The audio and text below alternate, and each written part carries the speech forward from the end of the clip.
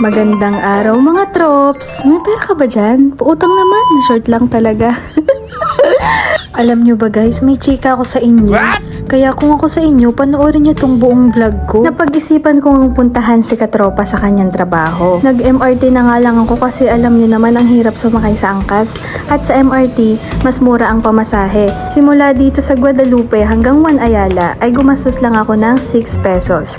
Pero kung sa angkas, siguro gagastos ako ng more on 54 to 60 pesos. Bago ang lahat, shoutout nga pala kay Tamtam, kay Boss Jim, kay Bessie Maisel, at kay best friend Arvin. Balik tayo sa kwento ko. Alam nyo, pansin ko lang, we all have different ways of defining success in life. Magkakaiba kasi tayo ng takbo ng buhay, di ba? We all have our own timeline and our own priorities. Ang mahalaga, nakukuha pa rin nating i-enjoy ang bawat sandali kung nasaan man tayo ngayon. Kung tatanungin mo ako kung anong pinakamasarap na pakiramdam sa buhay, ito ang makita ang pamilya ko na healthy, strong, at magkakasama kaming masaya sa bawat araw. That for me is my greatest achievement. Ang magkaroon ng isang matatag na pamilya at masayang tahanan, doon pa lang napakalaking blessing na. At ito ang bagay na taos puso kong ipinagpapasalamat. Kaya maging proud tayo kung nasaan man tayo ngayon kasi unti-unti tayong umuusad. Minsan hindi lang natin napapansin, pero the things we used to wish for back then, we already have them now. Normal lang naman na maghangad tayo ng masigit pa, di ba?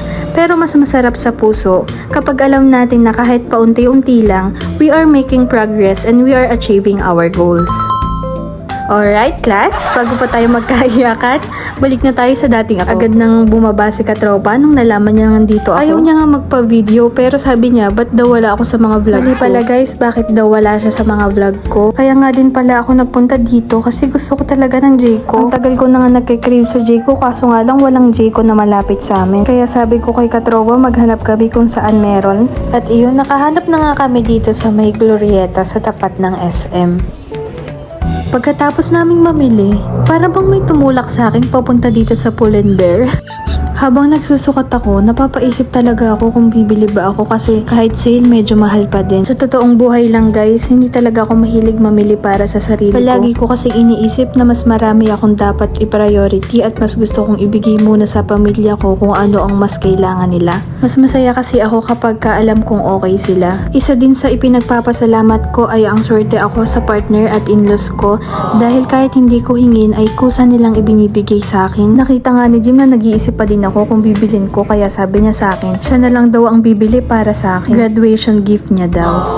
At dahil gabi na nga ito, nagbook na lang kami ng angkas pa uwi. Habang naghihintay ng rider, tinanggal ko muna yung ipit ko sa buhok para magkasya yung helmet.